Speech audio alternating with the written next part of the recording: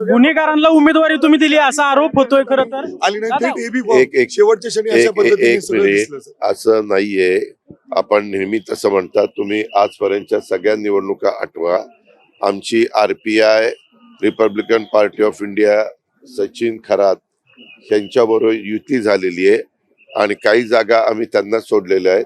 मी त्याच्या संदर्भात वेगळी पत्रकार परिषद घेऊन आपण मीडियानी कालपासून काय चालवलंय हे मी पण पाहिलेलं आहे. आपल्याला सगळ्यांना माझी कामाची पद्धत त्या ठिकाणी माहिती आहे.